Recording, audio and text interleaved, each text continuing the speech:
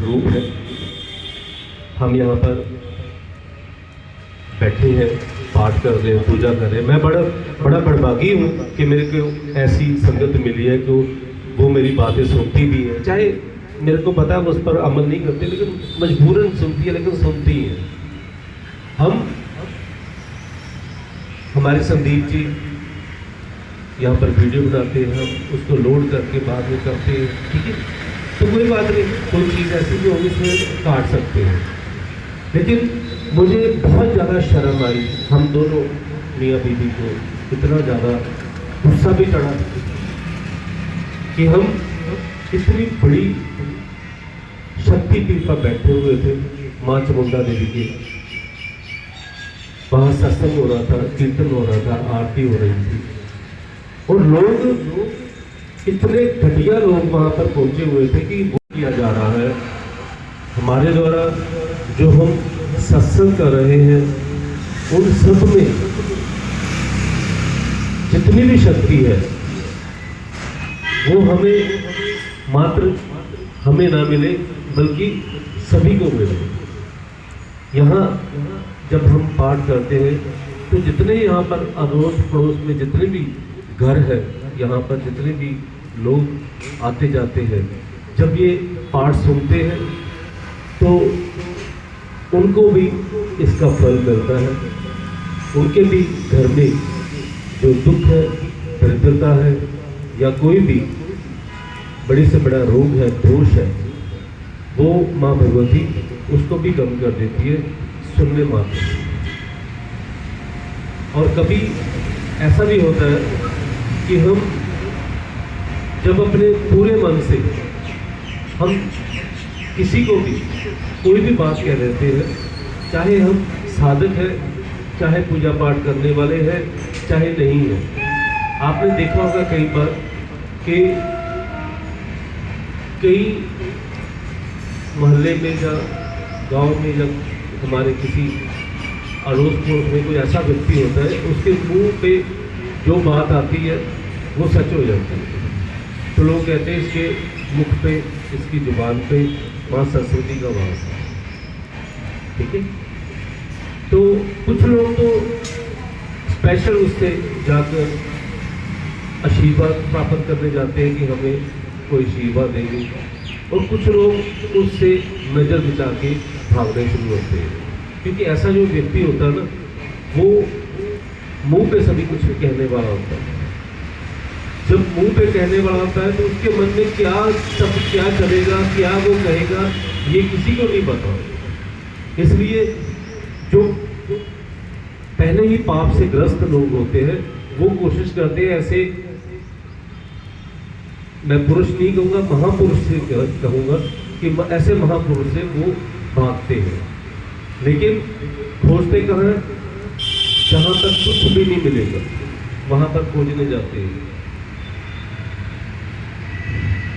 वातावरण ऐसा चेंज हुआ पड़ा है कि जहाँ पर ये मई और जून में इतनी ज़्यादा गर्मी होती थी हमारे इस पंजाब प्रांत में, तो आजकल देखिए थोड़ी सी गर्मी होती है तो तभी बरसात शुरू हो जाती है। आप सभी खुश होंगे कि आपके घरों में एसी कम चल रहा है या आपके घर में बिजली की बचत हो रही है, लेकिन आपको ये नहीं पता कि हमारी आने वाली पीढ़ी जो है वो बहुत बड़े खतरे में जा रही है। इतना बड़ा खतरा कि शायद वो कोई भी 60 साल की उम्र कभी नहीं दिखेगा। ये जो वातावरण चेंज हो रहा है, ये ग्लोबल वार्मिंग के कारण हो रहा है। और कोई ऐसा समय आएगा कि आप देखना, मेरी आप ये बात याद रखना, जहाँ पर गर्मी पड़ती थी वहाँ पर बर्फ पड़नी शुरू होगी, और जहाँ पर बर्फ पड़ती है वहाँ पर बिल्कुल सूखे की वहाँ पर स्थिति आ जाएगी, वहाँ पर सूखा पड़े रहेगा। जैसे हमारे राजस्थान में, पंजाब में, हरियाणा में, इन के कई राज्यों में जो कि गर्मी वाले राज्य कहते हैं, वहाँ पर देखना कि आपको अभी पिछले दिन देखो हेमकुंड साहब में एक दुर्घटना हुई है, और प्रशासन कह रहा है कि ना आओ, लेकिन हम इतने मूर्ख हैं कि हम ये नहीं सोचते कि प्रशासन अगर कह रहा है तो वो इतना असहाय है तभी तो वो कह रहा है। लेकिन हम ये कहते हैं हमारे बच्चों की छुट्टियां हो गई हैं तो हमने घूमने जाना ही नहीं, चाहे जो मर्जी हो जाए। ठीक है, आप बच्चों की छुट्टियां घर में रह कर भी आप उनको कोई ना कोई एक्टिविटीज दीजिए, कोई संस्कार दीजिए घर में बैठकर। जरूरी नहीं कि आप बाहर लेके जाओगे तभी वो खुश होंगे। बच्चों को एंटरटेनमेंट चाहिए, बच्चों को घर में बैठ के एंटरटेनमेंट दीजिए। लेकिन जब हम बच्चों के साथ बाहर जा रहे हैं, गाड़ी में बैठे हैं, अचानक वो गाड़ी किसी खड्ड में गिर गई, किसी नदी में गिर गई, तबाह हो जाता है।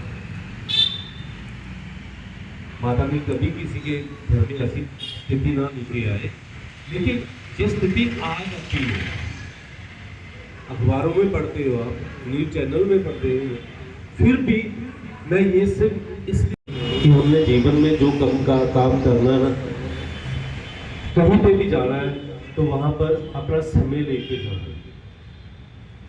कहीं पर आधा घंटा कम लग जाएगा, कहीं पर ज़्यादा लग जाएगा, लेकिन कोई बात नहीं। लेकिन इतनी दूर जब जाते हैं ना, 4-4, 5-5 घंटे वहाँ पर ड्राइव करके जाते हैं, तो वहाँ पर अगर आधा घंटा 1 घंटा लग जाए तो कोई बात नहीं। वैसे तो मैं यही कहूँगा कि भीड़ वाले समय में आप सब बचो। जब आजकल पता है बच्चों की छुट्टियाँ चल रही, सभी भाग रहे हैं, सभी जितने भी होटल आए, जब कहीं भी चल जाओ, पूरा हिमाचल जहाँ पर 1000 रुपया वो लेते थे, अब 4000 रुपये उसी यूज कर ले रहे। ठीक है, तो क्यों फायदा, क्यों नुकसान करना? फिर बच्चों को कभी 2-3 छुट्टियाँ होगी फिर चल जाना। ठीक है, तो माँ भगवती के इस दरबार में आज ये संकल्प लेना है कि हे महारानी, हमें कुछ ना मिले कोई बात नहीं, लेकिन हमें आपने एक शांत चित्त देना है, मानसिक शांति देनी है, और सबसे बड़ी हमें सद्बुद्धि देनी है कि हम हमेशा अपने देवी देवताओं का जितना भी हमसे हो सके हमने मान सम्मान करना है, और जहां पर तिरस्कार हो रहा है वहां से हमने उठ के चले जाना है। जहां पर कोई व्यक्ति हमारे देवी देवताओं का अनादर कर रहा है, हमने उसकी बात नहीं सुननी, उससे लड़ना भी नहीं है, झगड़ना भी नहीं है, लेकिन वहां से उठ के चले जाना है।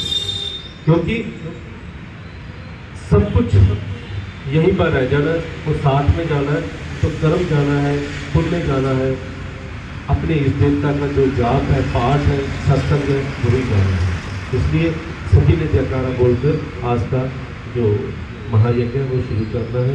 जयकारा बगलामुखी देवी जी दा बोल, साचे दरबार की जय। मध्य सुधापति मणिमंड परतम वेदाम सिंहासनो परिगताम परिपीतवर्णम पीतांबरवर्णम देवी सम्रामी धृतमुद्गर वैरी जीवन स्वर्णासम संस्थः जीवाग्राम देक्रीं देवी वामीं शत्रुप्रवृत्ति गदा बेगपेंचा दिक्षे पीतांबरा दिवयोनौमि सर्वस्त कार्य हेतु मंगल कार्य हेतु अमंगल हर हेतु हे पीतांबरी शरणागति सर्व कार्य सिद्धि करोति नमस्तु नमो नमः स्वाहा।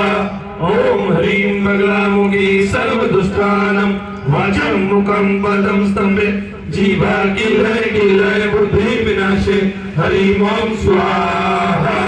ओम ह्रीं बगलामुखी सर्व दुष्टानं वाचं मुखं पदं स्तंभे जीवा किलय बुद्धि विनाशे हरिं ओम स्वाहा।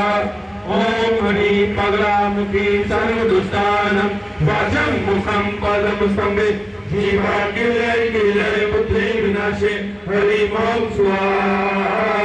ओम ह्रीं बगलामुखी सर्व दुष्टानं वाचं मुखं पदं स्तंभे जीवा किलय बुद्धि विनाशे हरिं ओम स्वाहा।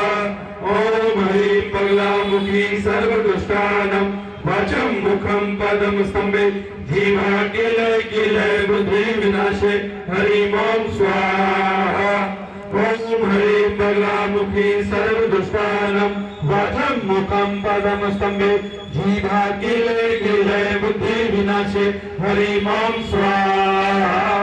ओम हरि पगलामुखी सर्वदुष्टानं वाचं मुखं पदं स्तंभे जीवा किलय बुद्धि विनाशे हरि मां स्वाहा ओम हरि पगलामुखी सर्वदुष्टानं वाचं मुखं पदं स्तंभे जीवा किलय बुद्धि विनाशे हरि मां स्वाहा ओम हरि पगलामुखी सर्वदुष्टानं वाचं मुखं पदं स्तंभे जीवा किलय बुद्धि विनाशे हरि मां स्वाहा ओम हरि पगलामुखी सर्वदुष्टानं वाचं मुखं पदं स्तंभे जीवा किलय बुद्धि विनाशे हरि मां स्वाहा ओम हरि पगलामुखी सर्वदुष्टानं वाचं मुखं पदं स्तंभे जीवा किलय बुद्धि विनाशे हरि मां स्वाहा ओम हरि पगलामुखी सर्वदुष्टानं वाचं मुखं पदं स्तंभे जीवा किलय बुद्धि विनाशे हरि मां स्वाहा ओम हरि पगलामुखी सर्वदुष्टानं वाचं मुखं पदं स्तंभे जीवा किलय बुद्धि विनाशे हरि मां स्वाहा ओम हरि पगलामुखी सर्वदुष्टानं वाचं मुखं पदं स्तंभे जीवा किलय बुद्धि विनाशे हरि मां स्वाहा।